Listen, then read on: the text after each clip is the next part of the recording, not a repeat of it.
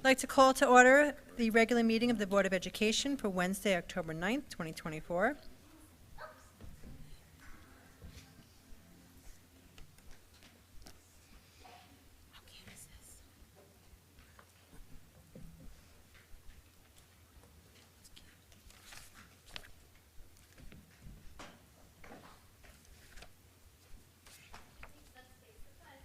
Okay, please rise for the pledge to the flag.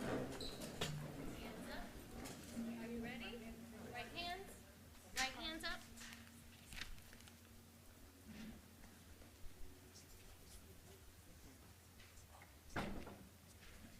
Okay, let's go.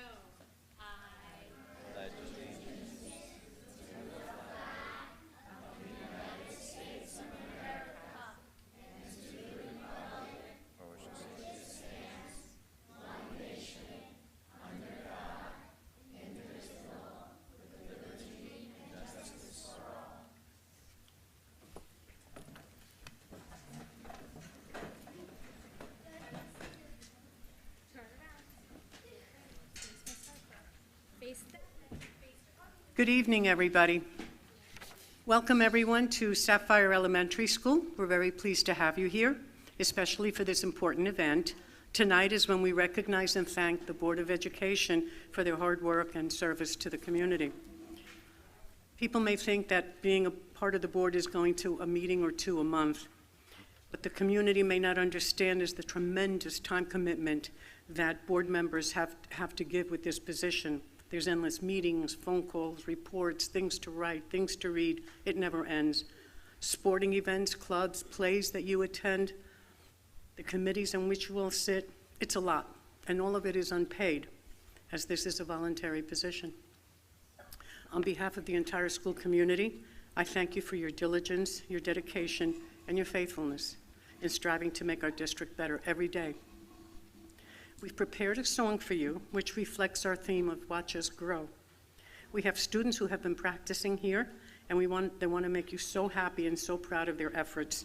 Before they sing, I would like to thank the custodial staff who have been working to prepare this room.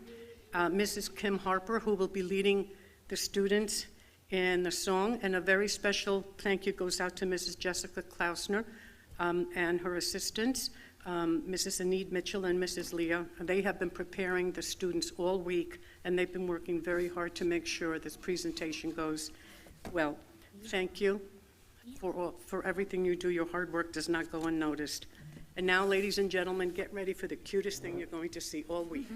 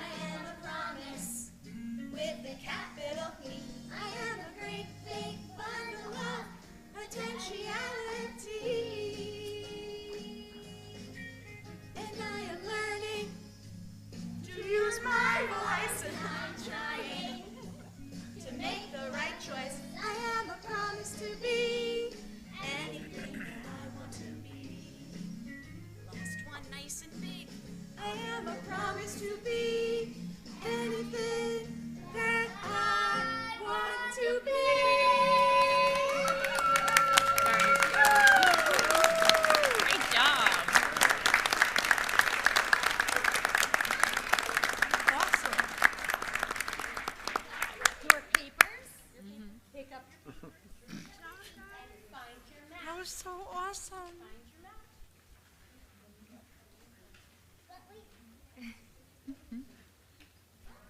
you so much. Thank you so much. Thank Love it. Thanks, big guy. Thank you. Thank you so much. Are you Jarrell? This is beautiful. I know it's not yours, but it's absolutely beautiful. Thank you so much. I love it. Thank you. What is your name? Bryson. Thank you, Bryson. I love this. What is his name? Carter. Oh, okay. I'm sorry. You, young man. Thank you. Yes. Thank you. I love it. Well, I love it anyway. Thank you, Carter.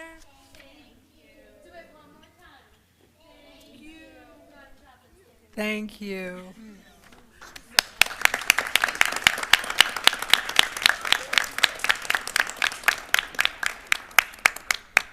Thank you. Thank you.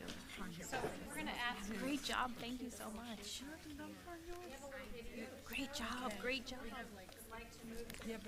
Thank you so much.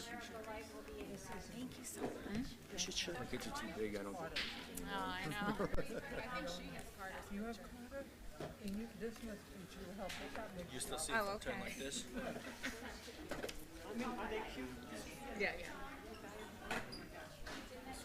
That was an incredible surprise. Amazing.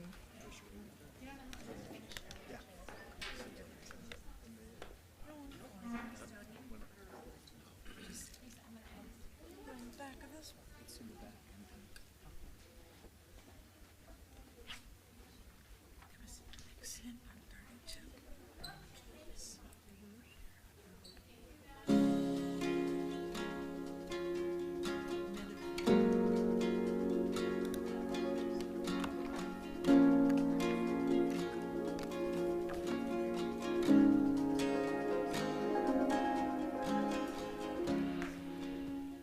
Board of Education helps us have a good school district, have a good learning experience, and good teachers.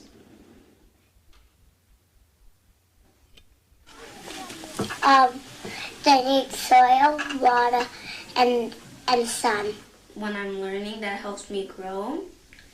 And since you're able to go outside, I need sunlight also to grow. Yeah, that's something I also need. And definitely something I actually need is food. That's what you need for sure. I feel like comparing them to a tree is a very good comparison, as the students could be like the leaves that change with the seasons, teachers like the branches, and then the Board of Education is the roots that hold it all together and make it all happen. The Board of Education helps me grow by getting good teachers that good with students, and then those teachers, like my speech teacher, that helped me a lot and teach me a lot of stuff that I need to know. And if I need trouble, they help me. What makes me grow is teachers, friends, family, and being smart. Board of Education helps us grow as students because they give us opportunities to explore the things that we love to do in school. For including so many clubs and different classes and just really helping us during our journey. I would want to thank them because they really support us with all of the, like you said, the clubs, and giving us so much opportunities to do a bunch of new things and try new stuff without feeling like you're the only new person there. Yeah, I want to thank them because they really do provide us with so many opportunities in sports and so many new clubs, and especially in the high school we have over 50 clubs, and it's so nice because there's so many opportunities. We are so thankful for the Board of Ed. Just as the roots give nutrients to the tree, the Board of Ed provides us with amazing opportunities, and they also give us resources and support that we need. We love the library, and we love the book club, and without the Board of Ed we wouldn't be able to have those things. We love talking to our peers, we love meeting new people, and we just love reading books in general. So we're so grateful for the book club and everything they've given us and all the other extracurricular activities. So thank you for being the roots to our tree. And for granting us these rich opportunities and experiences. Thank you so much.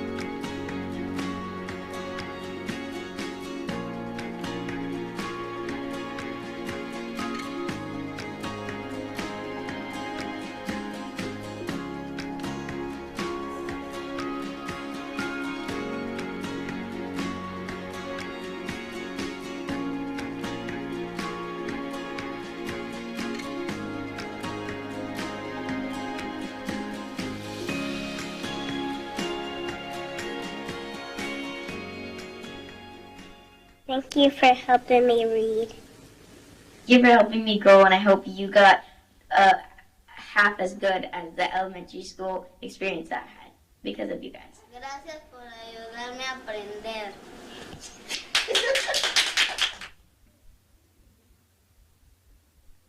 I always want to be an evergreen tree because they're big and strong during the winter, and I like the smell of them. I want to be a sweet pea if I'm a plant. Why? Because it's the month of April, and it's my birthday in April, and it represents friendship. If I would be a plant, I'll be a sunflower. Where I could bring joy and happiness to people that are sad.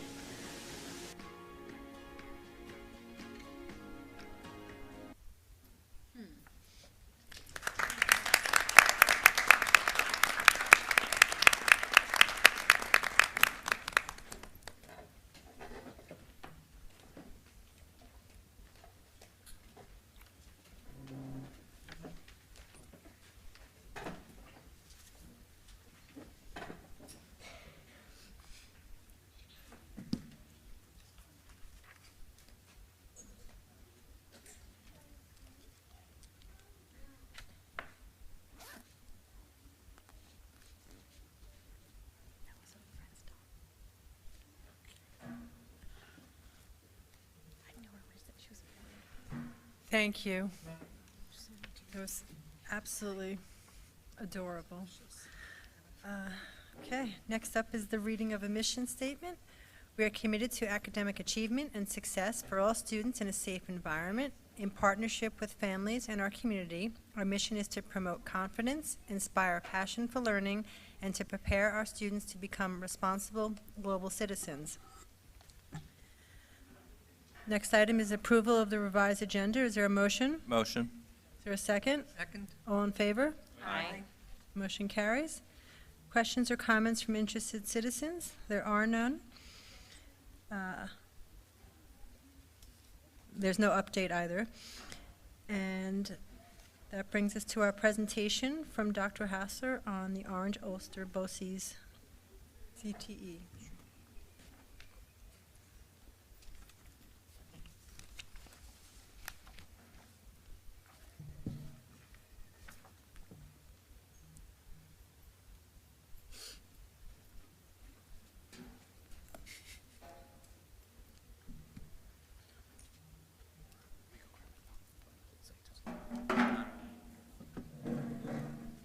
Good.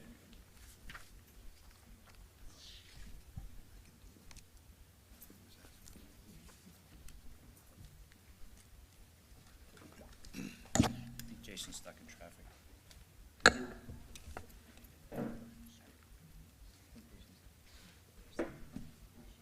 Yeah.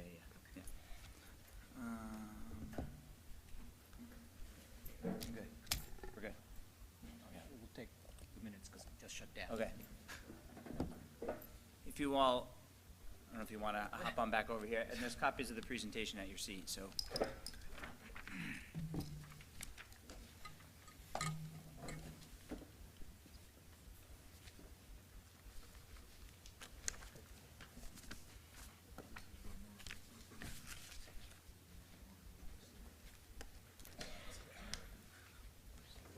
Sorry.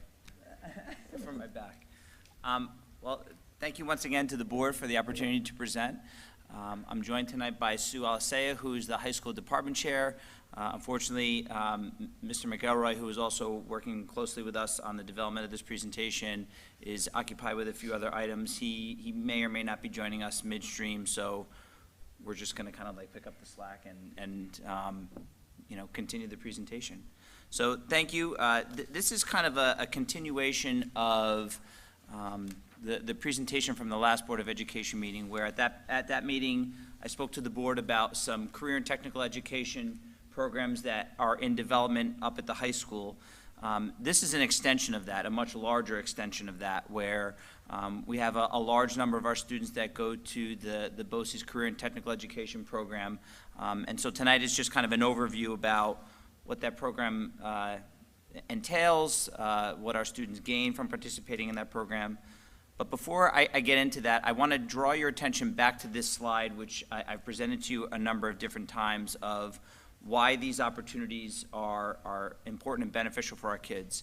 A number of years ago, the state developed an alternate pathway for kids to be able to receive their diploma in New York State, and they called it the 4+1 pathway, where basically kids needed to complete the necessary coursework and then pass 4 Regents exams and then 1 other pathway program. And included in that pathway opportunity are New York State approved career and technical education programs. And so last time when I spoke to you, I talked to you about 2 additional programs that we're looking to add up at the high school that we're now applying for through the State Education Department.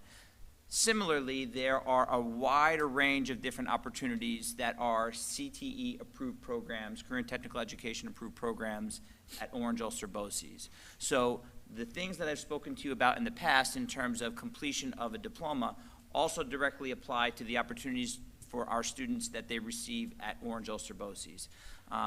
The disclaimer that I gave at the last Board of Ed meeting also was that there have been many conversations now recently about the state looking at graduation requirements, and they've created a blue ribbon commission that is digging into some alternates in terms of different things that the state is considering. One of the things that is still very much on the table, even if they modify some of these requirements in the future, is the completion of these career and technical education programs as a way for students to be able to demonstrate proficiency. So we are absolutely anticipating that these opportunities will continue, and hopefully we can continue to develop them. So quickly, to give you an idea of what our kids have the ability to be able to enter into in terms of programs at Orange Ulster BOCES, they break up each of their programs into various academies.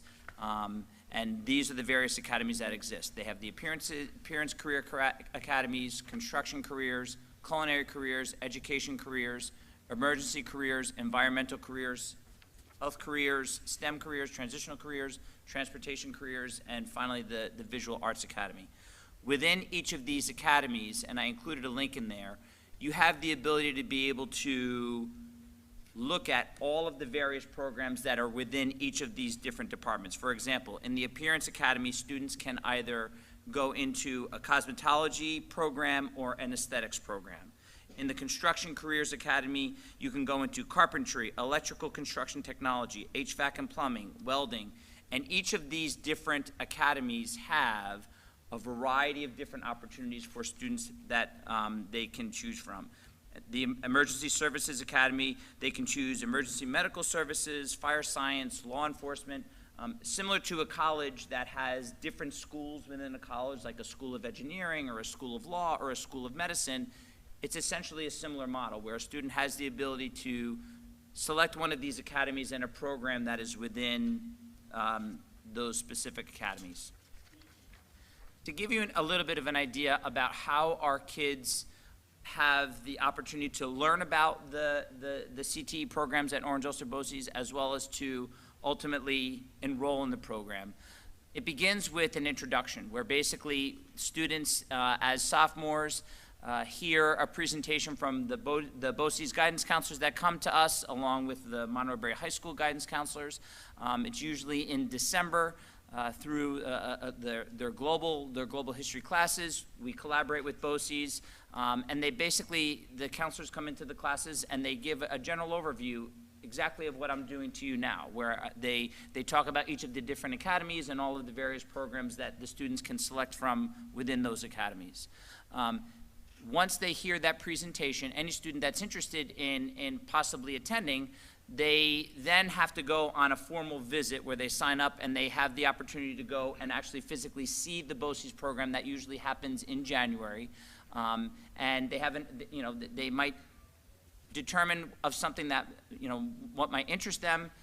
They then go on a visit to BOCES and actually get to experience and see that program firsthand. After that visitation, the students then complete a Google form, an interest form, where they submit it to our high school team, basically saying, yes, this is something that I am interested in participating in. There are two types of programs in BOCES, one-year programs and two-year programs. One-year programs are earmarked for students that are considering that, usually consider that in their junior year. Once the deadline has passed and all of the students have the ability to be able to submit that Google form, the respondents are then reviewed by administration to make sure that they have met certain criteria in order to be able to participate. Criteria like their attendance in school, their academic achievement, and similarly to make sure that there are available seats for them to be able to participate in that program. That selection process happens along with Orange Ulster BOCES. Those of you that have been on the Board of Ed for a while may have heard when BOCES started to speak about their capital project, one of the exciting aspects of that was that the updates that they're going to be doing will hopefully make additional seats available in these various programs, which is the reason why over the last couple of years we've continued to add seats into our budget, so that way when the capital project that BOCES is embarking on is completed, we have the ability to be able to continue to add more kids to be able to go to that program. However, BOCES has a process for how kids actually get selected into their programs, and it's basically a lottery system, where once we take our students that are interested, they let us know what their choices are in terms of where they would like to go. We send the names to BOCES. BOCES takes the names of our students along with any other students from any other of the Orange Ulster BOCES school districts that are interested, and they go into a lottery and they basically just select kids to go into that program. Depending upon the number of seats, any students that are not selected are then put on a wait list. And basically, the school districts are notified. The students then have to determine whether or not they're going to accept that seat and go into that program, and then they continue down the wait list in each of the different programs based upon the results of that lottery. Now for us, one of the things that we do is as we get notified of these opportunities for our kids, we have to maneuver kids at times because sometimes there are programs where we find out from BOCES where students are on the wait list. Sometimes our kids come to us and they say to us, you know something, we choose not to take this seat in that program. We then go to our internal list. If there are kids that were not selected in that program, but we now have an available seat in that program, do we have the ability to be able to, because there might be another student that's interested in HVAC, for example, the next student on the list would then be able to occupy that seat. The board had asked over the summer for updates regarding what our enrollment was like throughout the summer as this process was happening. The reason why I wasn't able to be super concrete about that is because the process is ongoing.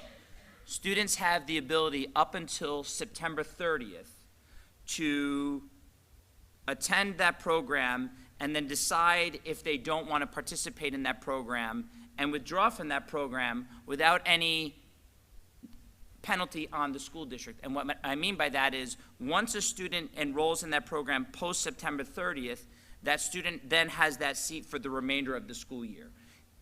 If a student withdraws before September 30th, that student can return back to the high school, and then we have the ability to be able to add a student from the wait list into that program. So originally when the board was asking for our numbers and what they were looking like, we were still in the process of reaching out to kids to find out whether they were going to accept the seats. And when the board was asking for additional information about the program, I suggested doing the presentation in October, which is post that September 30th deadline, so that I could give you concrete numbers in terms of what the breakdown is of where our kids are, what programs our kids are participating in. So that basically covers what happens in the enrollment process. Kids have the ability to be able to continue on in that program. If they're in a 2-year program, they automatically roll forward into the subsequent year of that 2-year program. So this is a breakdown of where our kids are for the 24-25 school year.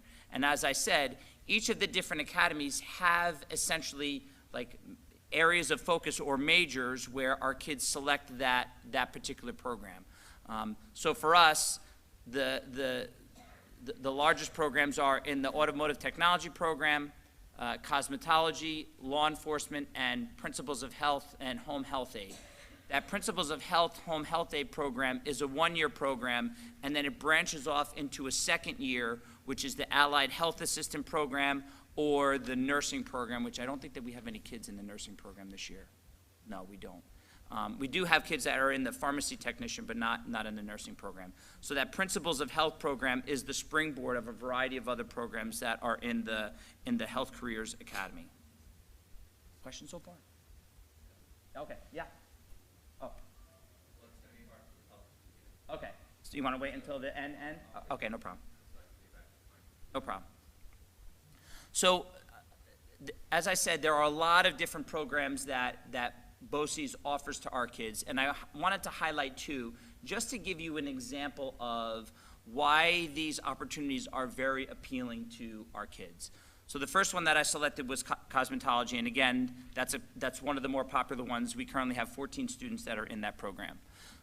So the cosmetology program is a program where kids learn how to cut, color, perm, do various different types of hairstyles, as well as nails and skincare applications. The benefit of kids participating in this program is, upon completion of the program, they have fulfilled the 1,000 mandated hours, and they are eligible to apply for the New York State Cosmetology license, which basically means upon completing that program, you submit your application to the New York State, to New York State, and then you become a certified cosmetologist, which allows you to immediately get employed as, and I have a slide in here in a minute, of a lot of different job opportunities. The topics that are covered in cosmetology include hair care, skin care, nail care, business skills as well. That's one of the requirements of the CTE programs. Our students also, depending upon the program, also receive some high school credits towards graduation as well. So kids that enroll in the cosmetology program also get high school credit towards graduation in career and financial management, English language arts, mathematics, and technical science. So those credits can be applied to the 22 credits that are required in order for them to be able to graduate with a diploma in New York State. This is just a link to when I was on the BOCES website and we were reviewing for this presentation.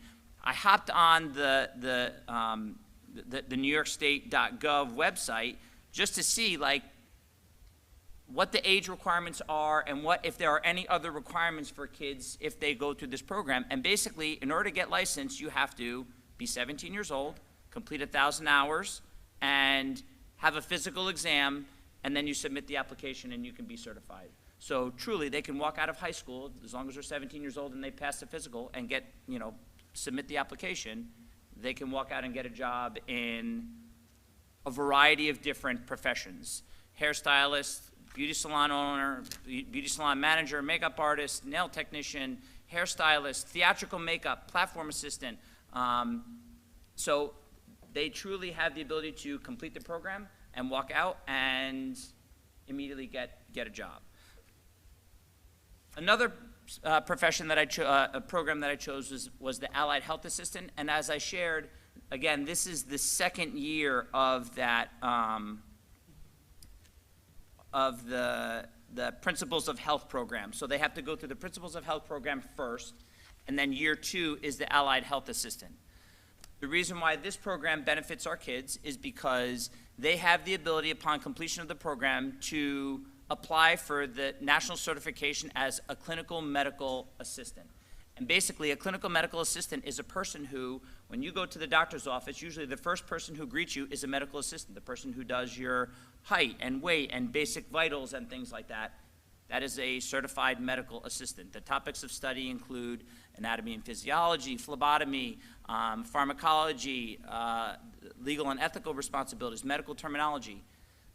Similarly, Students can receive credit also, and this is true for all of the various programs. It just depends upon the program that they're participating in. Again, career and financial management, ELA, mathematics, and technical science are the high school credits that they also will get by participating in this program. And again, I wanted to do just like a little bit of research about why that's something significant. Because the New York State Bureau of Labor Statistics believes that actually becoming an MA, a CMA, Certified Medical Assistant, is one of the highest growing professions because of the increased number of physicians' offices and outpatient care facilities, technological advancements that are happening within the field, and an increase in the growing number of elderly Americans that need medical treatment. And again, similar to the cosmetology piece, the students have the ability to go out, take the exam, become a certified medical assistant, and walking out of high school are able to garner a full-time salary in that profession. I could keep you here all night long going through the benefits of every single one of these programs, but this is part of the reason why these programs are very sought after, because the mission of the school district is college and career readiness. It's not necessarily an automatic that we are preparing our kids to go straight to college. Many of our kids are looking to, they're young entrepreneurs and they're looking to jump right into the workplace, and these programs give them many, many different skills and oftentimes certifications in order to be able to do just that. Did I miss anything? How did I do? No, I think you hit all the highlights. So moving forward from now, things that are on our horizon, we are going to continue to, and I talked about this at the last Board of Ed meeting, we're talking about conducting a student interest survey because we want to make sure that we are creating opportunities that is in alignment with our student needs and student interests. So as I shared, we developed 4 of our own CTE programs in the high school, and I shared at the last Board of Ed meeting. In no way is it intended for us to reduce the number of student opportunities at Orange Ulster BOCES. In fact, we are looking to hopefully continue to add additional seats for more kids to be able to go there. Again, hopefully in partnership with BOCES, when they complete that capital project, we will be able to have more kids that go there.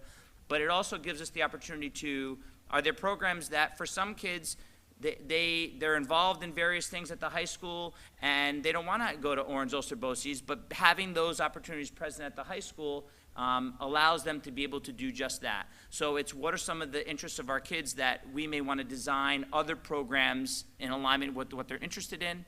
And then again, come springtime when we're talking budget, this is another slice of the school budget that we've had that incremental, I think it's been 5 seats for the last 2 or 3 years that we've added, and hopefully that's something that we will be able to continue, and the student interest is there. So we're very excited. We have those 115 seats and we are able to fill every single one of them with our kids to be able to go. So, questions? I have 2. Sure. So the first is, the seats that are available aren't category specific, correct? No. So it's just whatever the interest is. Correct. You mentioned that there is a nursing program that's not listed on your chart. Is there any other programs that they have at BOCES that we currently don't have students in? Yeah, there's quite a few programs. Oh, okay, there is. Yeah, Is that in that link that you gave us? I didn't see that. Yeah, Is there a way to- if you click that link, it'll give you the appearance, the appearance careers, and list all of the different programs within each of those different academies, and you can sit and go through the whole list of all of the BOCES programs and see the ones. I mean, if you want, I can do that for you. No. I can dig that up. I just curious if there was something else other than Before you go on, Stacey, just so to add on to that question, is it because nobody from Monroe-Woodbury was interested in being in the nursing program, or they just didn't select any of our? It could be, I don't know, it could be. It ebbs and flows by years and by interest, and even when we track numbers with BOCES, they'll tell us, this program is exploding right now.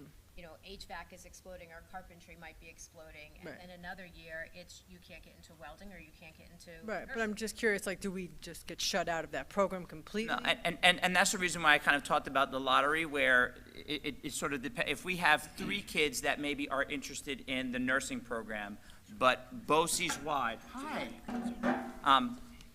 but BOCES wide, say they get 100 students that are interested and there's only 25 seats. They randomly select 25 kids. It's possible that our 3 may not be amongst the 25 in that original role. But again, we sort of reserve those seats so that in the event that as seats open and close, we may be able to insert our kids, so. So it is possible then that if we had a student that, let's say, was interested in nursing, even if it was only 1 student, it's possible that even our 1 student wouldn't get into that program? It is possible, It is yes. possible, but the vast majority of our students all got their first choice programs this year. But, so they did? We track it. Okay. That's good. So how did that work for the past, let's say, 5 years? How many people applied and how many people got in? So we could definitely track numbers for the last 5 years, but of this go-round, this previous year, we had 139 students that visited the program when BOCES offered the visit. Of those 139, 122 candidates said, yes, we definitely want this. This is my first choice. This is my second choice.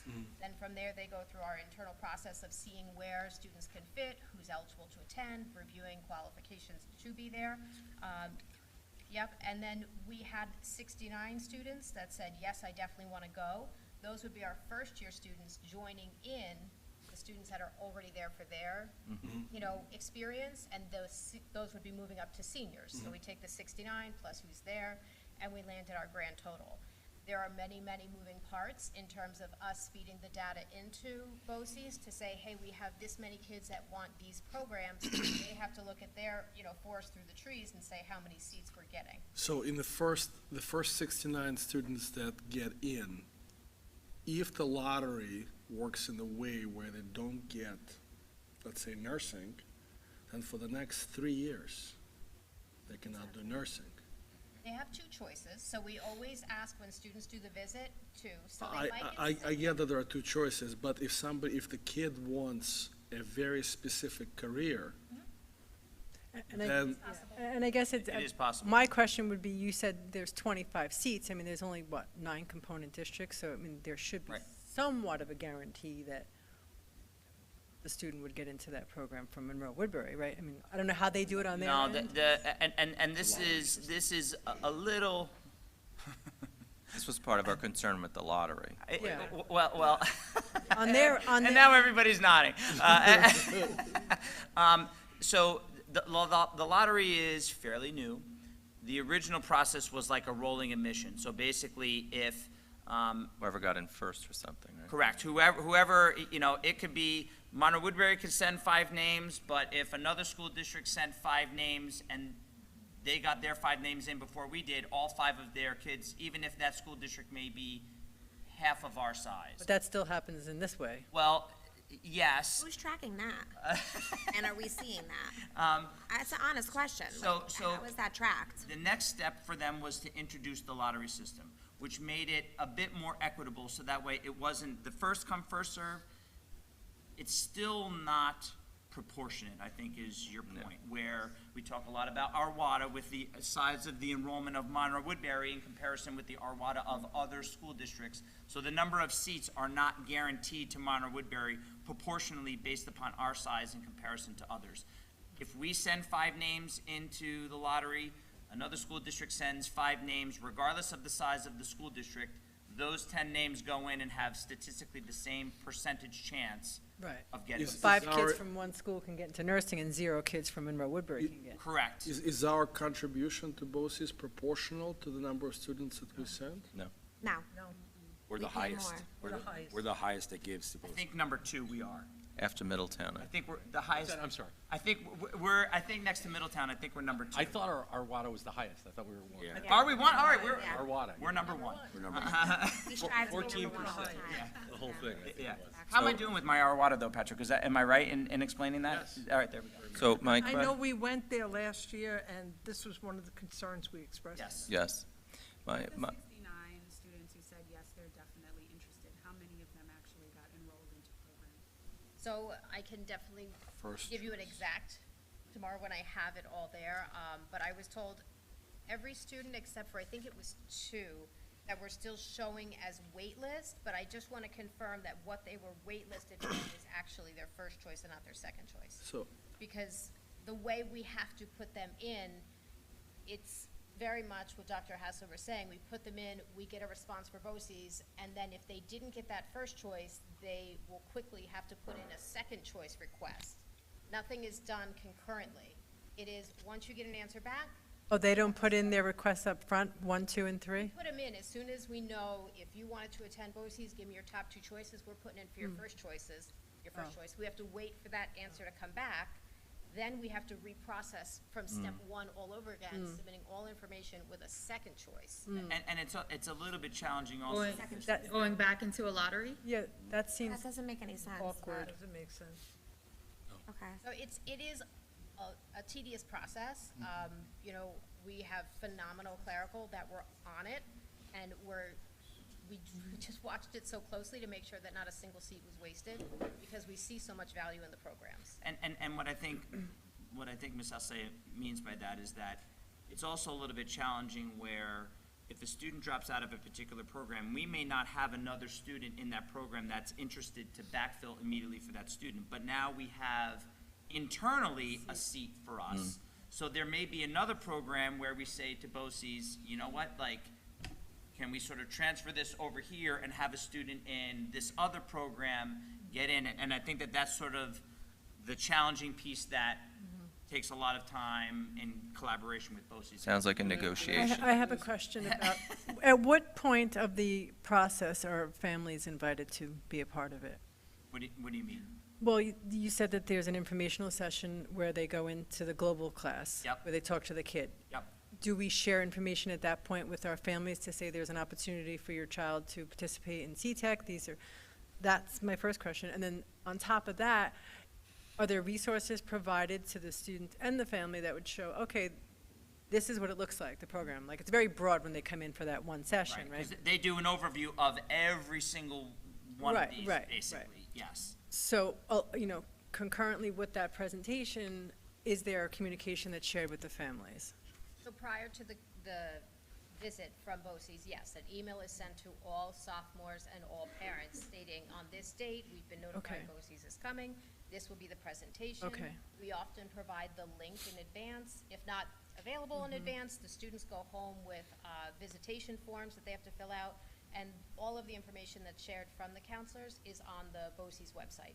There's a video that they watch, all the academies are there, all the details are there, in addition to things like articulation agreements and And that's every sophomore at that first December phase. And then basically, it's the paperwork for them to then fill out it's a permission slip, basically, I think. It's a permission slip for them to then be able to go on the trip to BOCES to then see it in person, which is phase 2 of that. And the only fees that would be incurred by the student or the family would be if they choose to take that certification exam at the end of the program. Correct. I think sometimes there are like, they may have like a uniform requirement or something like that. There may be sometimes the kids, if they're a program that has like tools or whatever, they may decide that they're gonna purchase their own tools or equipment or whatever, but in general, the tuition and everything is covered completely by the school district. Transportation is covered by the school district. Do we help students, because there is, as a dad who has someone at BOCES, Yep.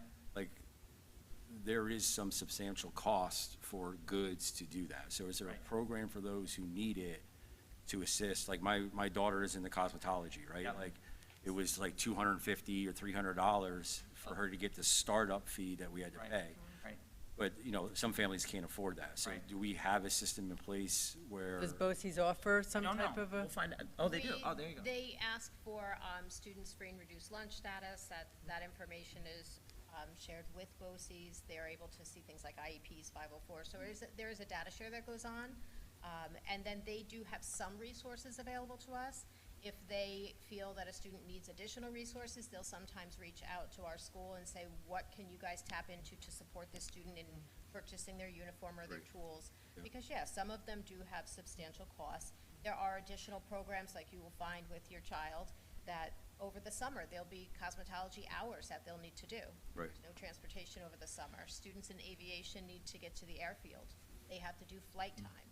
So there is a. But this is all explained up front to the families and the students. It's explained through BOCES once the students are there and once they're in there, because we don't even always have all that information to share. there is definitely data on there and information on their websites that they share with us. When the students go on the visit, all of that is discussed with them, and then the conversations open up. Of course, when they're doing the visit in December, we don't know who's going to what program. We don't find out programs sometimes until August. So But do they, I think, do they provide a range of what the fees could be, just so the parents understand? You know, it could be up to $250, it could be up to On the $500. website, if you click the link and drill into the actual programs, like if you go into the Appearance Careers Academy and then click cosmetology, it says in there something along the lines of, you know, the equivalent of $100 or $300 or whatever roughly worth of. But I think to what your point, Mr. Reynolds, is that being clear about that up front, and if there are ways for parents to be able to get some sort of support for that, being clear with that up front, because that could also represent an equity issue right at the onset. Like that could be a barrier between, you know, for some kids in even considering going into that program. Even if they see a couple $100, it could be potentially problematic. Again, from my experience, both as a board member and as a parent, like I think we do a great job, right? One side. I think BOCES does a great job, even though I completely disagree with their system of how they select, especially since we're number one on the list. Right. But I think we can all do a better job of marketing it, of what you're actually getting into. Right. Because it's a good news story, right? And I think it's also making it easier for parents to know what they're getting into and the benefits of it, right? Like, because I kind of looked at all the things that were coming through, both through my daughter and through BOCES, we're trying to do it as parent clean eyes, like, hey, I don't know much about this, I'm not a school board member. And some of it was confusing, right? Some of it, and I don't think we're hitting the key bullet points on it. Like, when I did my trip and met with some of the kids to BOCES and met with some of the kids, electrician, and talking with their students, you know, they're amazing students, and it wasn't a Monroe-Woodbury kid, but he had 3 job offers of over $100,000 to start as soon as he graduated BOCES, right? Like, that's the marketing that needs to go out to parents to realize, like, hey, your kid can be 18 years old and making $100,000, I agree right? with Like, you. and I'm not saying all those programs, but at least the electrician program, I saw the kid. In I mean, agreement with what you're saying, I mean, I have a familiarity of this program, but the benefit of the presentation was I did a very deep dive into, and so for me, the reason why I selected those 2 particular programs, because I didn't even know that. I was like, wow, I was like, you complete the cosmetology, you complete all the requirements, you can literally walk out the door and make a salary. That's What if $20,000. This is an area of interest. I was like, that is unbelievable. What about with aviation? You could walk out and fly a plane. Yeah, 100%, and that's why, I hear 100% of where you're coming from, that we can continue to work on, where that exact reason is why I put those 2 examples in the presentation, because I was like, I mean, again, every single one of them has benefits and attributes to that, even so much so where, I'll admit to you, I've been working with Jackie Polkinix and with Beth Rickley on our internal CTE programs. And as I was digging into on the BOCES side, I mean, Mr. McElroy was there when I was having this conversation. I was like, check this out. Look at these amazing opportunities. And we're in the infancy of the development of ours. But, you know, even things as simple as we spoke last time about the early childhood program. One of the things that was not on the list was first aid and CPR in our internal program. When I was looking at the early childhood program at Orange Ulster BOCES, first aid and CPR was on there and the benefit of taking that program, you walk out and you're certified first aid and CPR, which is in many professions that is a requirement. I went back to Ms. Rickley and I was like, that's something, you know, we're still going back and reviewing and looking at what our programs offer to kids, but I was like, that is a fantastic opportunity. Let's get first aid and CPR in our program. That's great. I want to go back to something that Jeff said, though. The piece about letting everybody know up front. So you sign up for the course, but understanding the expectations, and there may be some financial ones in that too. Because once you're there, and I understand that, you know, you say that it's on BOCES to communicate that information, but I think it's on us because we're. right, well, that's why I think the marketing is important, right? Yeah. When it says, hey, it's going to cost you whatever amount it's going to cost you once you sign this program, Right. you know, do you need help? Yes. Contact, Sure. you know, whomever at Monroe-Woodbury that is, so that student or that parent can say, hey, like, my kid wants to do this, I don't have $250, whatever the dollar is. I don't have $10 Or to just pay to for give them this the stuff. awareness that it will come up, you know, it's not Right, just a right. So completely that free student, program. and again, easy, right? Not 15 clicks into the website and not knowing where to start, because that's where people give up, right? We don't want people to give up. And right? another layer of that, and I didn't even delve into this aspect of it, similar to Monroe-Woodbury, there are a number of these programs that have courses that are also dual enrollment courses that they have relationships with higher level institutions, where there could also be potentially fees for, if you also want to, you know, just like you can get credits for high school graduation, some of the credits are also dual enrollment. There could be, if you so choose, opportunities to get college credits, but that also comes with a fee, and there's a price tag that goes along with that as well. Can you tell us, sorry. Where is the feedback side of how the program is working? Like you mentioned that now they have a lottery system. So, and I don't know that it's on your part. I don't know if maybe it's on our part via OXPA or whatever the case may be. And I know I'm going back to when they came and gave our presentation, and we were very vocal about how we felt about our seat selection, et cetera. It's been shared with them. Right. So where is the feedback part of some of that, though, is BOCES aware of it? Do they get regular feedback? Are we, and I say we, whether it be the board members, our OXPA representative, you guys as a school district, who is providing that information? Like, for me to learn tonight that I just assumed every year that, and this is my 9th year, so I just assumed that if Stacy goes in and I put down choice 1 and choice 2, and I don't get choice 1, my assumption for all this time was that I got choice 2. Right. So to hear tonight that then they have to go back in and redo the whole system, that seems like that doesn't make sense. That then it's like we're going back to square one, and then that student might then also miss their number 2. Right, and it seems like over 100, we said 120 plus students. 139. 139 visited, 122 obviously were the ones that interested. submitted the form. Right, 122 was the next number, and only 69. Do we know why that difference did not continue or pursue? I mean, I can speak to that. There are a lot of reasons. One of them is, the number one reason is, our job is to get our students to graduate. And BOCES, because you're out of the building half of the day, you get some credits towards graduation, but not all.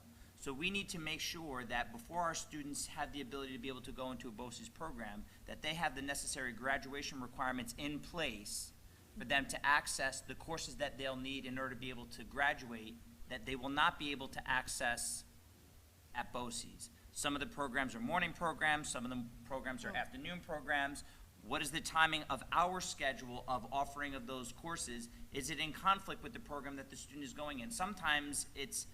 Oftentimes, it's a scheduling issue where the student is deficient in certain credits that they need, and our number one obligation is to get them to graduate. The last thing that we want to do is to have a student go into a 2-year program at BOCES, and at the end of their 2nd year say, we're really sorry because you're 3 credits short in graduating high school. It seems a little counterintuitive, though, because kids are telling you, I would like to pursue a secondary school.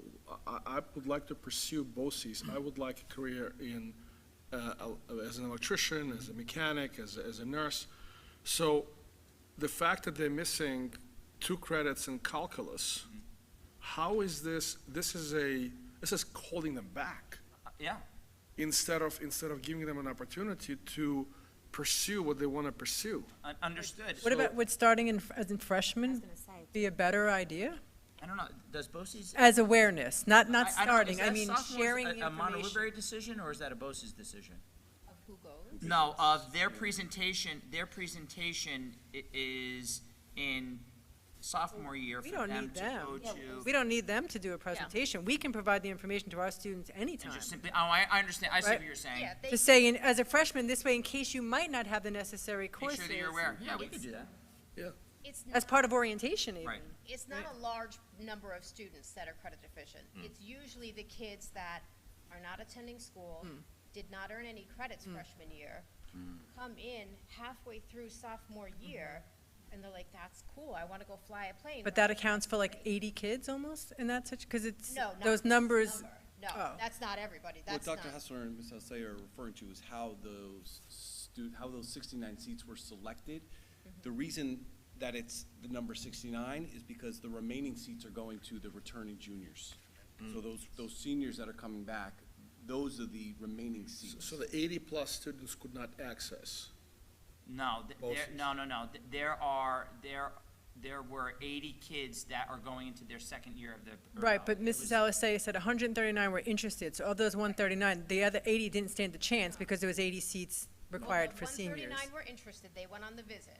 Right. Of the 139, 122 said, okay, maybe I want to try this BOCES thing. Then out of there, one reason that it dropped from 122 to 69 kids. Because the that were seniors actually needed those forward. seats. Right. But this 122 doesn't include any seniors. There's Well, that's what I'm saying, so We a know. bigger number of those kids are not getting what they want because those seniors are taking those seats. Sure, yeah. Right. Correct. Of the total number of Right. kids that are So, going. so do we need to ask for more seats? I mean, you can ask. I mean, we are responsible for the Dr. Hassler, can you 1/6 tell us about the day of a 1/7 BOCES of their student? budget? What do they do? They come to, What's the yearly budget? what is it? What's your question? What is BOCES yearly budget? For this program? Yeah. It's per it's per. But we pay for the students to go. Yeah, but we pay 14% of Yeah, but. the entire BOCES Yeah, budget? what I was referring to is a few years ago, when we were allocating the capital project, and it was we made up approximately 14% of the BOCES. What is the dollar amount that the school district pays BOCES? That we pay them every year? We pay them per student for the program. Yeah. Oh, it's not like we have a. No. We Okay. pay a tuition to BOCES per seat. Per seat. And so when I say that the budget line specific where we pay for these kids, we have been incrementally adding seats to that budget line for the last 2 Not at no years cost now. inclusive of our 14% contribution. Yeah, we did, In addition. that's what I'm asking. Yeah, it's addition to. That's for, That's what I'm asking. How much are we contributing to BOCES program? oh, What is- overall? Overall. With the, a lot. A lot. Yeah. Can you tell us about the day of a? So basically, BOCES? there are morning programs and there are afternoon programs. Sometimes the students will take the bus to the high school and they will have their morning classes, and then there's a midday bus where they get on the midday bus and they go to their program at BOCES. It's the opposite for the kids that come in the morning. They go to BOCES for their morning program, and then the bus comes from BOCES and they complete whatever courses they need to take in the afternoon. But sometimes BOCES offers AM and PM, and the student has the choice, or it's always decided for them? Now, not, the programs are usually either, yeah, they're either Based on morning the- or yeah. afternoon, right. I think Mrs. Simmons has a question. Oh, sorry. In one of the links that you had in the presentation, there is a link to the Monroe-Woodbury High School BOCES page that says, if any student declines an enrollment in a BOCES career and technical education program for which they are deemed eligible, it's so noted and a record is kept in the student's permanent folder. Right. For something that is not mandatory for them to do, why does that seem?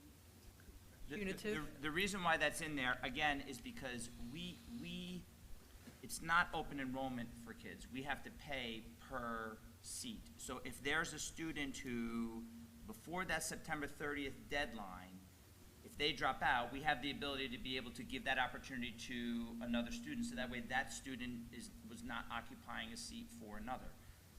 Once they pass that September 30th deadline, that seat is basically theirs, and even if that student decides that they don't want to be in that program under no circumstances anymore, they want to return back to Monroe-Woodbury High School, we have to pay for that student for the remainder of the school year, and we don't have the ability to be able to replace that student with another student moving forward. That's a flaw on BOCES' end, if you ask me. That's both. I mean, that's So just many ridiculous. I mean, reasons. they're high school students. Stuff happens, and Yeah, and I you think change your that- I mind think after that the September rationale behind that 30th. is that many of these programs are also material and equipment intensive, so they have to. Pass it on to the next person.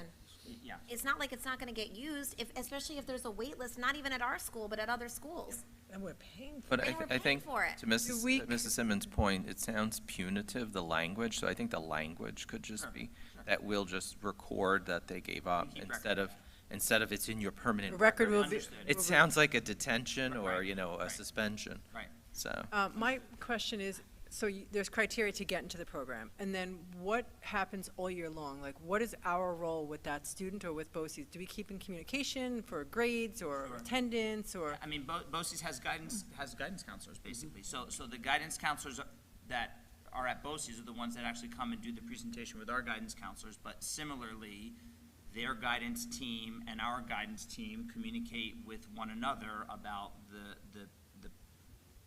performance of that Grades are particular reported student. back, they go into our system, they do go out and report cards, progress reports.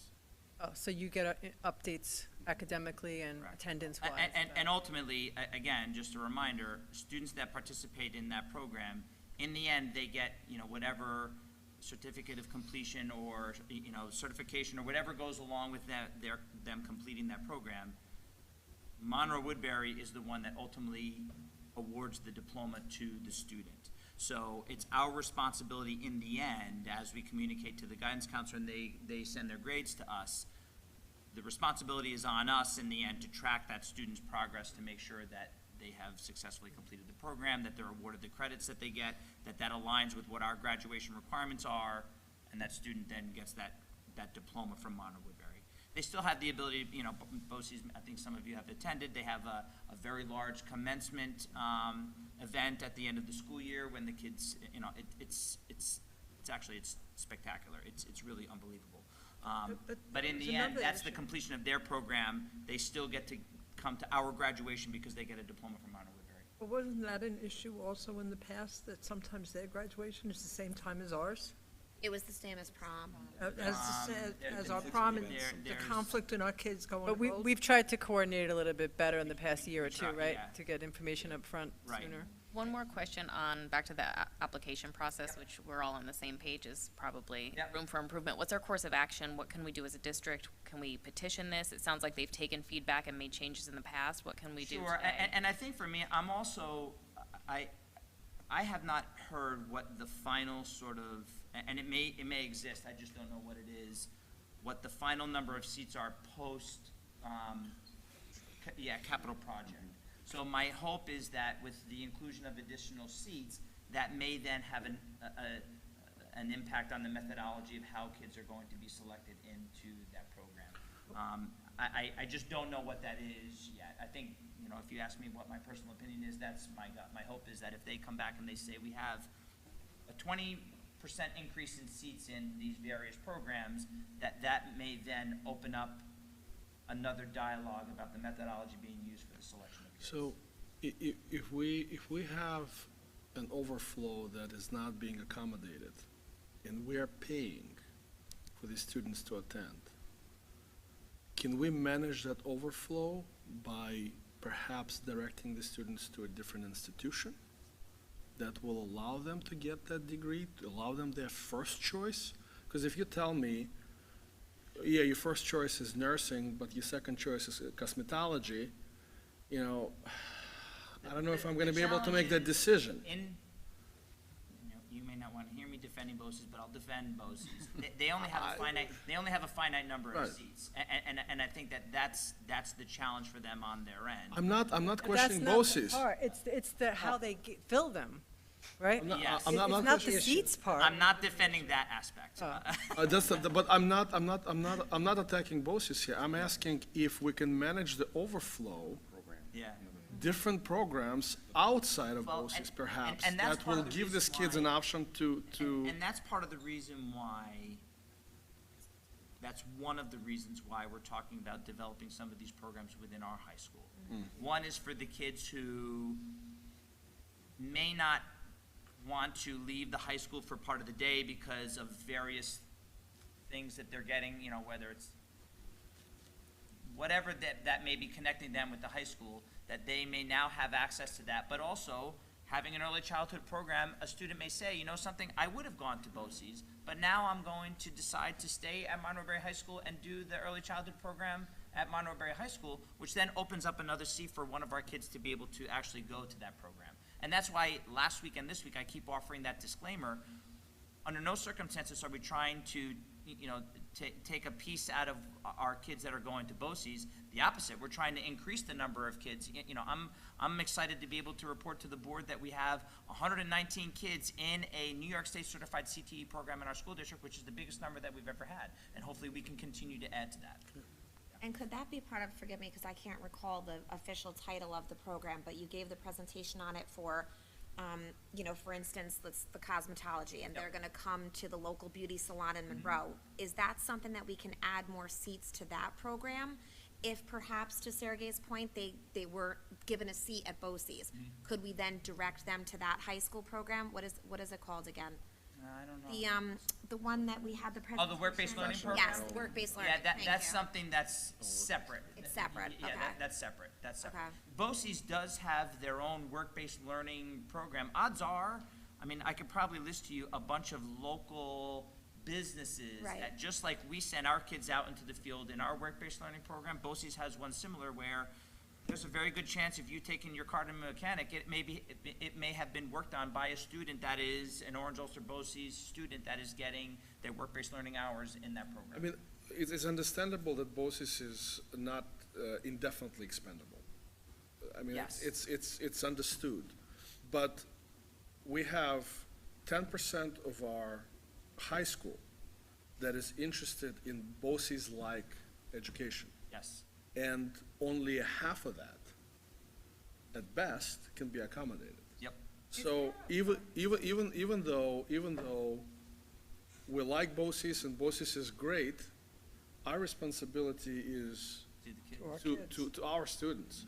So if we could have a way to offer them alternative programs.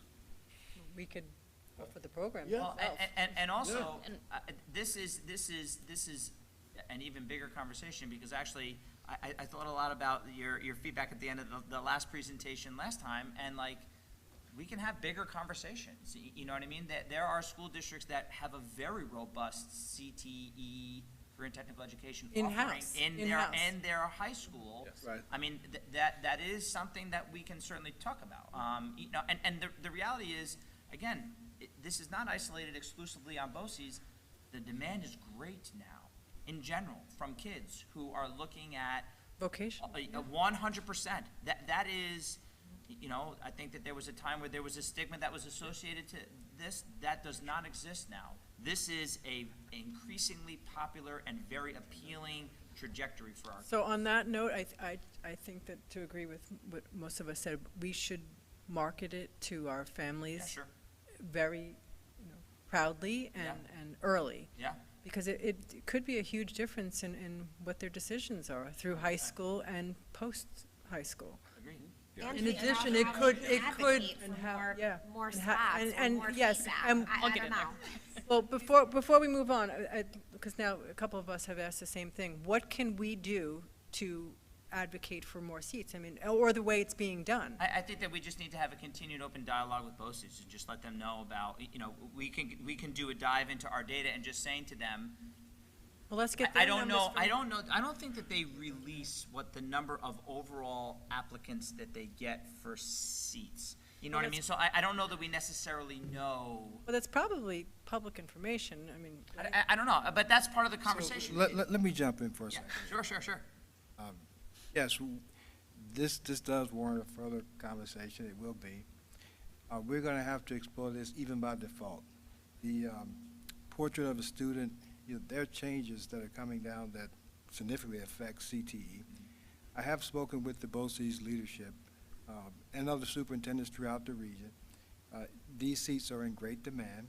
I know that the issue is how they allocate those seats, but they're going to have to make changes.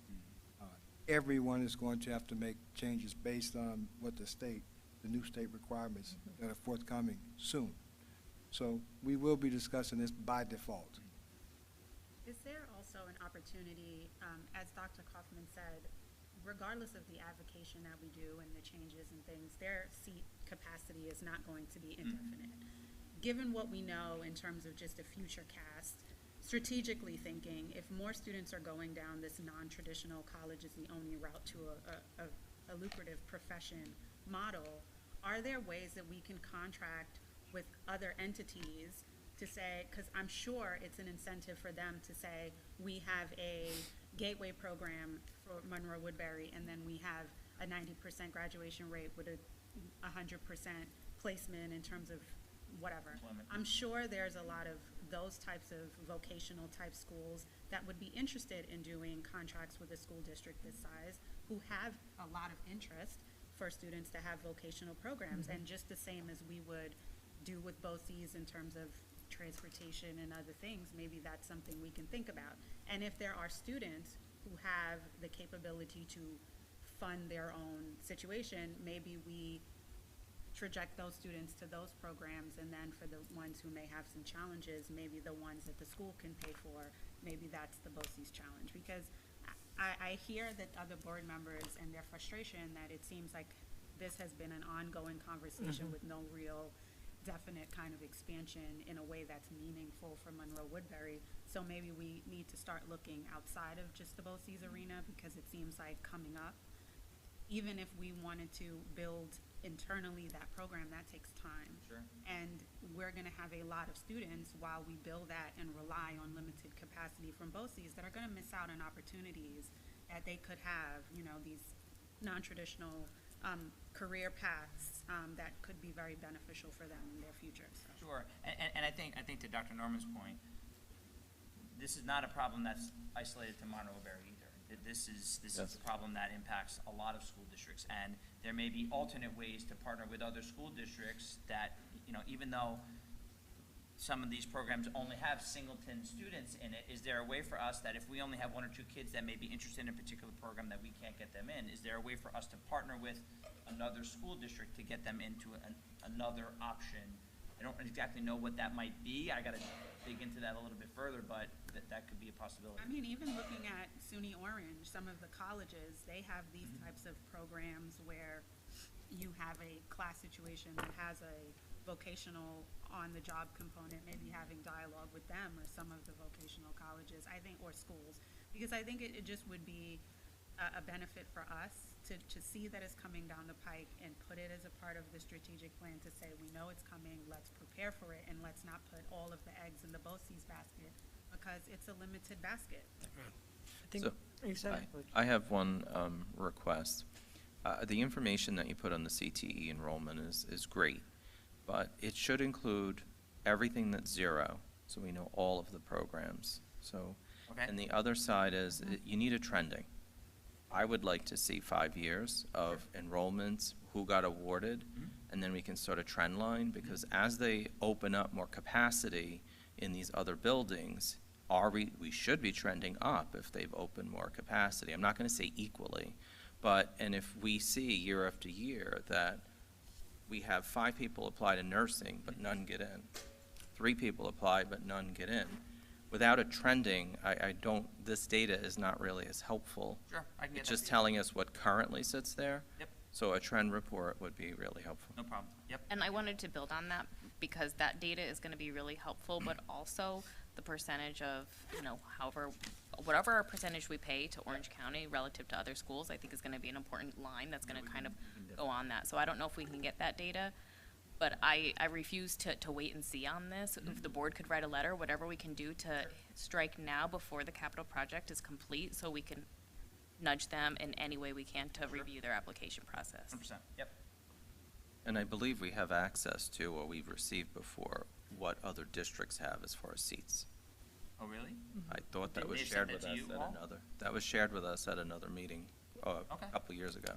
When they were talking about their program, the expansion. Got it. Right. Okay. Because really, you know, I think they do great things. My nephew graduated from the electrical. He's up in Delhi. He's going to graduate, and great.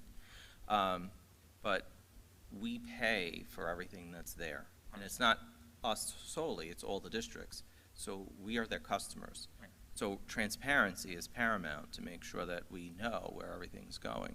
So I think we need that information to know, because also it tests if the lottery is equitable. I don't think it sounds equitable on its face. And I think that was back when BOCES did that presentation. The number was 14%, I think that was floated out there. I think that was the position at the time of, then we should be getting 14% of the seats in these programs to be able to. But I want to face our keep going kids. back to the nursing program. It's just, again, it's very possible that all 3 Pine Bush students that want Right. nursing get in, and then we don't. And someone, Right. like, they can do a lottery, but then go in and, you know, kind of look at the different pockets of where. Like it's cap the allowed. seats, you know, Right. to one district. Say, and oh, the Monroe lottery Woodbury gets capacity. one That's exactly right. I mean, the word equitable should be applied to 5 years of data showing that, yes, indeed, every district had received an equitable number of seats. Yep. But if in 5 years you see a trend that one school district is more, Proportionally. then the lottery doesn't work. Lottery is not equitable then. Yep. Agreed. Anybody else have any questions? No?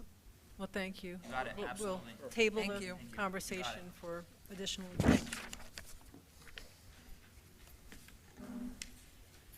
Okay, the next item on our agenda is the approval of minutes from September 25th of 2024. Is there a motion? Motion. Is there a second? Second. All in favor? Aye. Motion carries.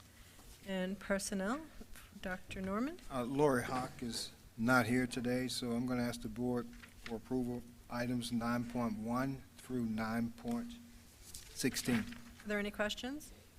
No. Is there a motion? Motion. Motion. Second? Second. All in favor? Aye. Motion carries. Business and financial, Mr. Cahill.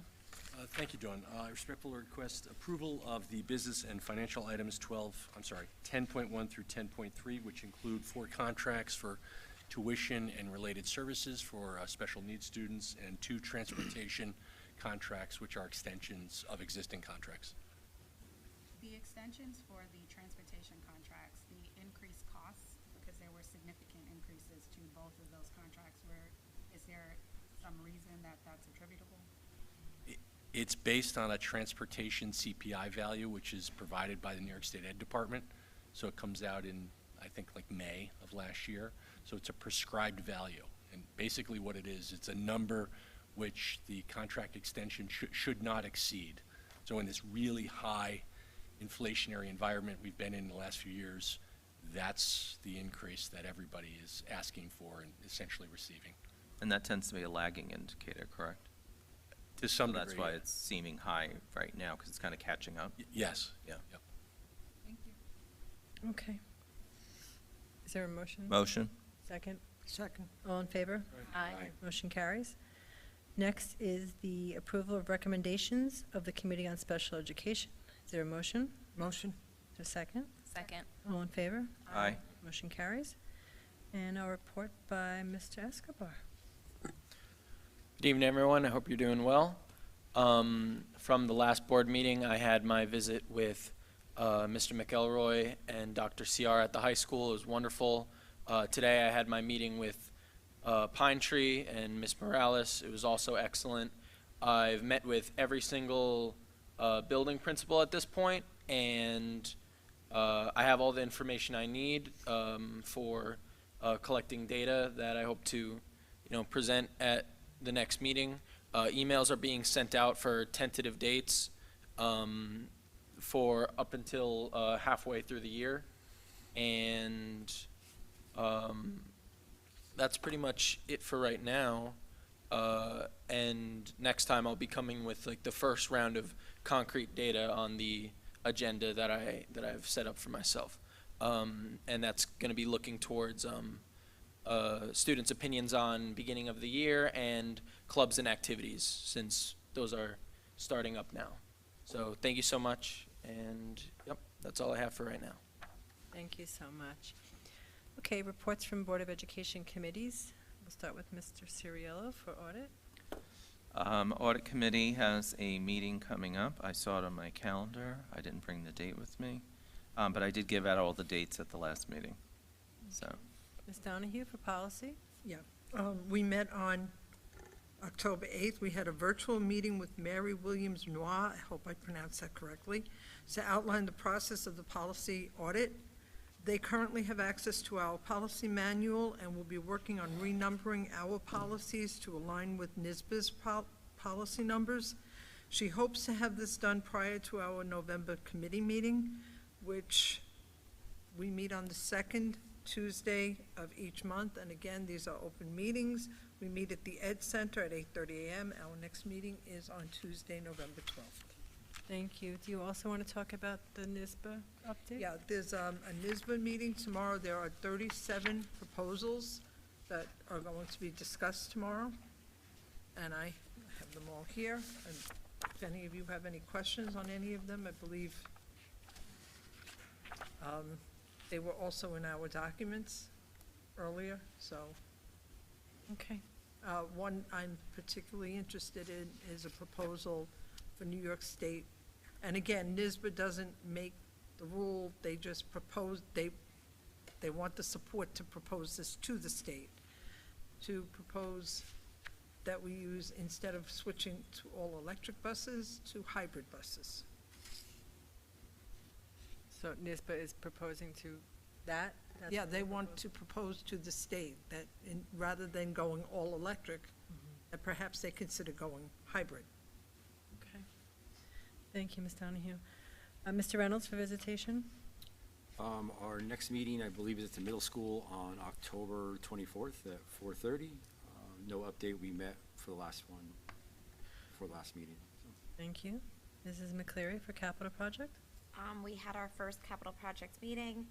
We discussed the capital referendum and went over the preliminary timeline of the work to be conducted and discussed all of the buildings and the order in which the work will take place. So the minutes will be submitted to Ms. Clark, and those will be available on the district website under board docs. And forgive me, because I don't have my future date and my internet went out, so, but that is also on the website and open to the public.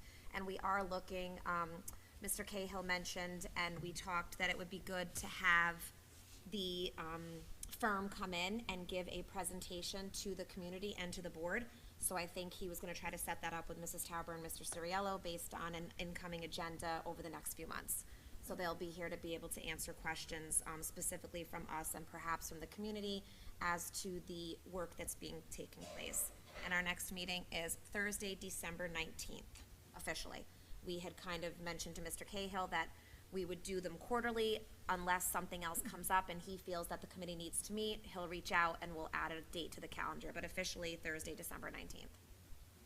Thank you. And the OXPA, which is the Orange County School Board Association, the last meeting, which was last week, was a presentation by ADAC about the resources that are available to our school districts, which I know we completely participate in all of those opportunities that they offer. And it was a session on onboarding for new school board members. And that was the update on that. And next up is the reports by Central Office. Mr. Kravitz? Thank you very much. First of all, thank you to Sapphire for hosting. It's always wonderful to see kids at these events. Thank you to Eric and Sue and Jason for putting together the CT presentation. This is Fire Safety Week for anybody who's interested, so we're recognizing that in the buildings. If you drive up to any of our buildings during the course of the week, you may have seen large fire trucks outside and our students kind of coming out and being active participants.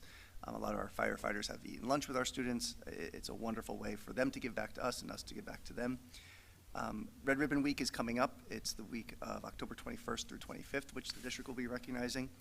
Now that September is over and our open houses have concluded, this is a really wonderful time to start attending evening events throughout the district. There are a lot, from our athletic events to our multicultural nights to upcoming concerts. So I would just encourage everyone to look at the calendar and attend those. Thank you very much. Thank you. I just wanted to address Mrs. McCleary's question from the last board meeting related to the extra classroom activity fund and the balance from the class of 2024. So we looked into this, and just by way of review, the extra classroom activity fund is a fund that accounts for the clubs and some of the activities at the high school. It's essentially controlled by students. We account for financial activities in the extra classroom fund.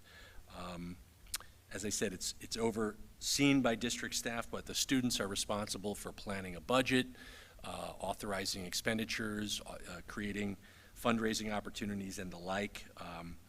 So in this instance, the class of 2024 had a balance of approximately $4,100, which you had noted, Mrs. McCleary. And I think you asked sort of two questions, like, so why was there a balance?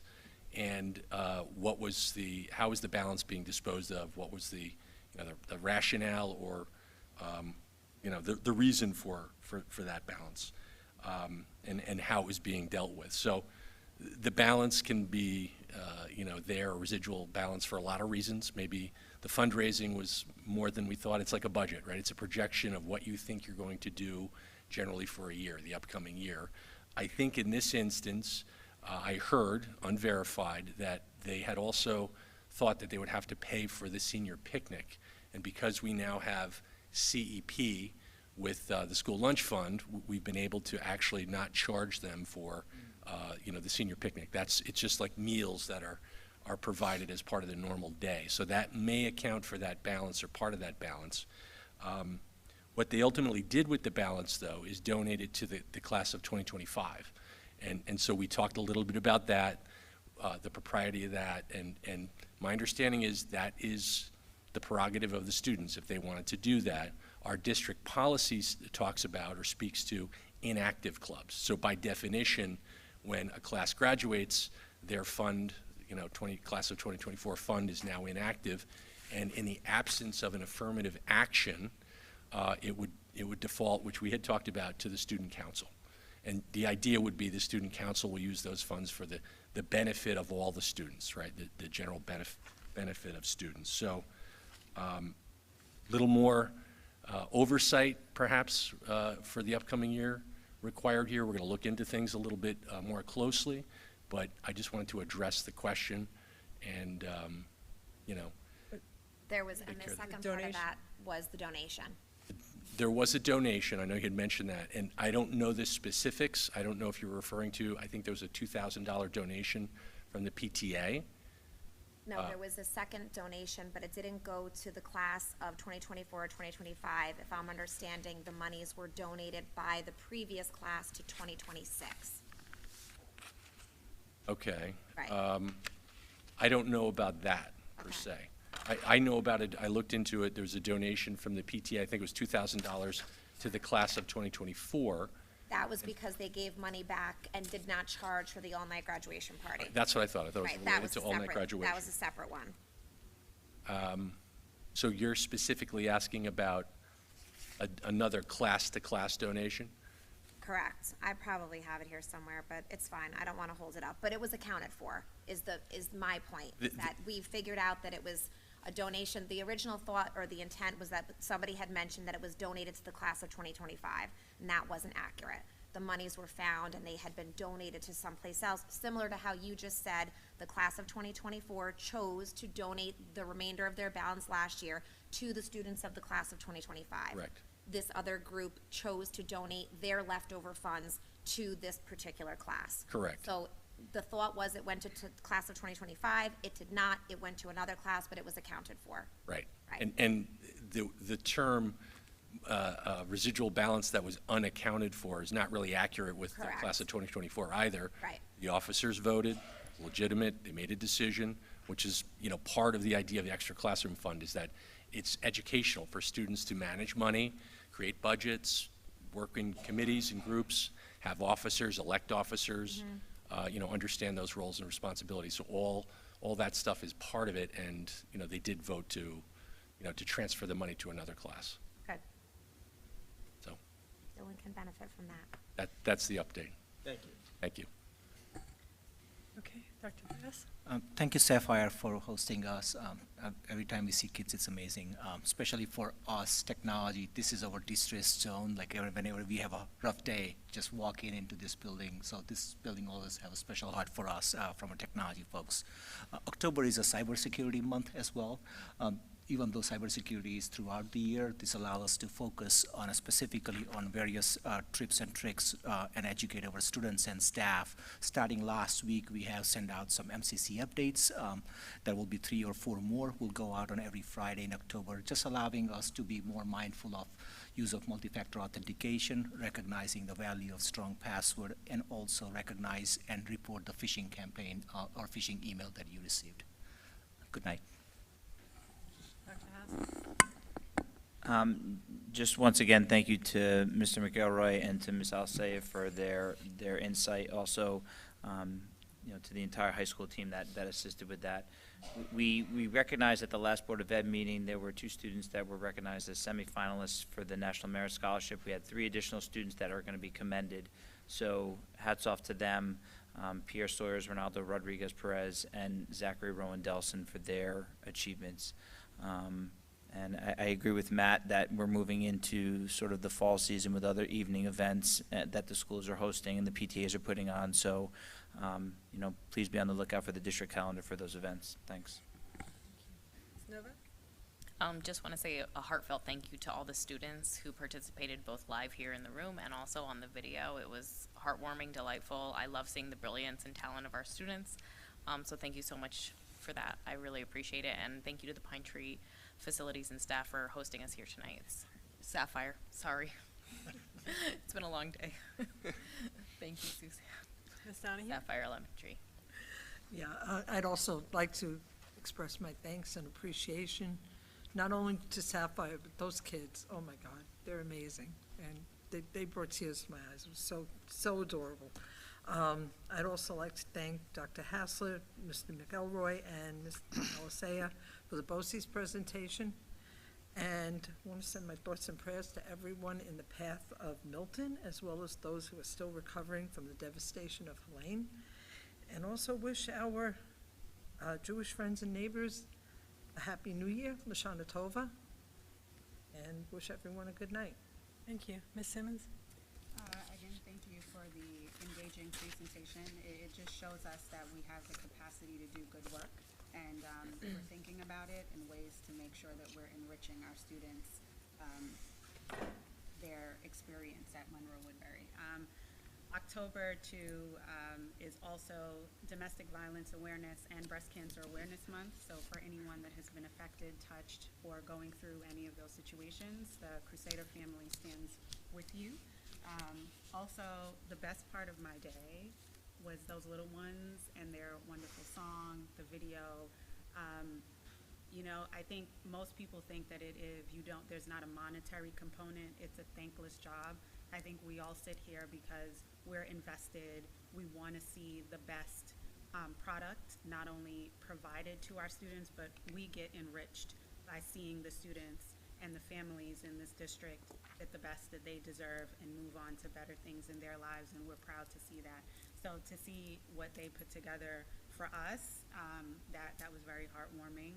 So I enjoyed the song. Thank you for hosting us. I'm indebted to you guys for putting that together. So thank you for hosting us, and everyone have a great night.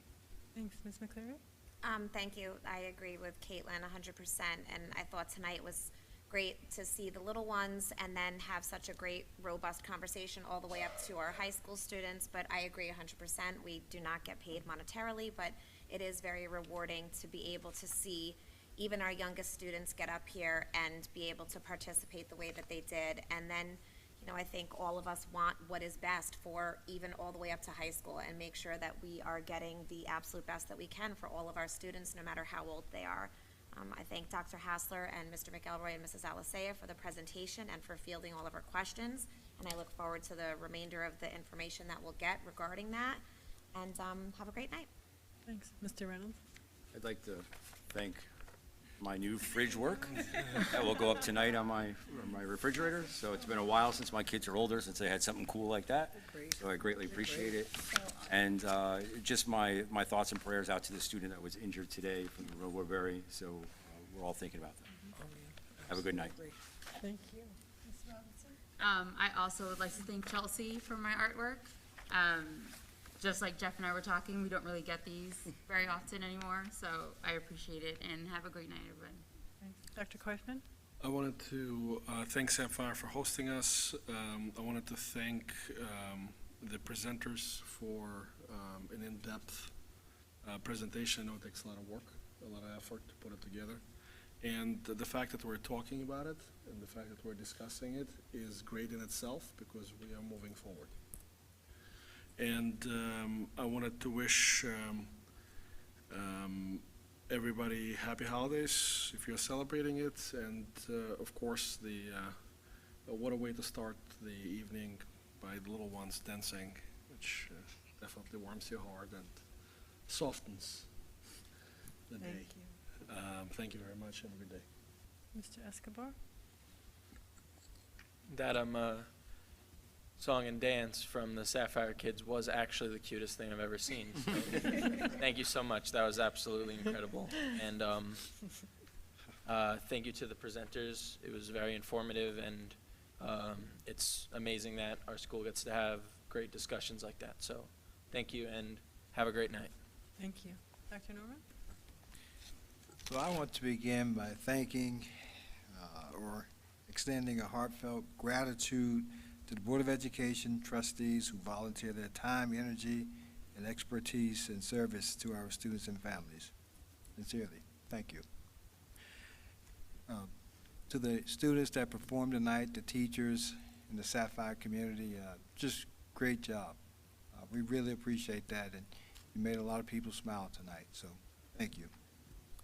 Congratulations to high school students Jaleesa Rivera, Jenny Campos, Paulina Juraro, who have been accepted into the Hudson Valley Puerto Rican Hispanic Youth Leadership Institute training program. As part of this program, students will gain an understanding of the New York State legislative process by participating in and researching legislative proposals. On behalf of the school district, I would like to publicly recognize Danielle Jordan, a school psychologist at the middle school, for providing support and guidance to the Menacink Valley community during their recent crisis. I received a heartfelt message of gratitude from Menacink from Ms. Jordan, who truly show what Crusader spirit is all about. I've enjoyed watching our Crusaders compete. It's wonderful to see our student athletes work hard and do what they love. I look forward to our homecoming game next Friday, October 18th at 6 p.m. when we take on Kingston, and we will win. Just a reminder, tomorrow, October 10th, we will hold a Meet the Superintendent event at the high school at 5 p.m. We invite all members of the school community to stop by and say hello. Another reminder, Orange County early dismissal drill this Friday, October 11th. All students will be dismissed 15 minutes early and will arrive at their bus stops approximately 15 minutes earlier than usual.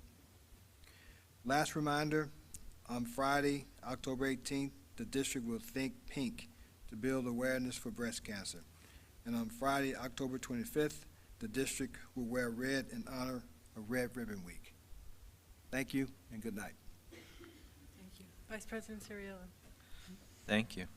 I want to thank Mrs. Terlecki and her team here for this amazing welcome. It's great to be in this building. I did say this was my first time here, and I have loved it. The place is spotless, and we could not have a warmer welcome. The children tonight were the highlight of the evening. Inan, great picture. I'm going to put that on my fridge at home as well. I want to thank the presenters and the robust discussion as well on BOCES. I'm looking forward to some more detailed and analysis on that as we go forward. And the pledge and the song were just fantastic. It's always nice to have the children say the pledge as well. I think it was great. And with that, I just want to wish everyone a great evening. Thank you. Yeah, I echo everyone's comments. I do feel the same as Vice President Siriello, that Sapphire, it's so welcoming here, and clean was my first thought, and thank you for everything you did to prepare for us and the students, and I know how much work went into that, and it was absolutely delightful. And I would like to welcome our new Crusader staff. Do we have any new staff members here tonight? Welcome.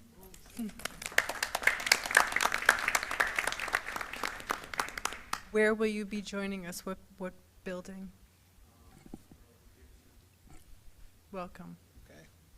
Okay, and thank you for the presentation. It definitely was a lot to unpack, but I think that, you know, it provided us a lot more insight into what we need to do to offer more opportunities for our students. Thank you again for having us, and I'd like to ask for a motion to adjourn to executive session to discuss personnel. Second. All in favor? Aye. Motion carries. Meeting adjourned.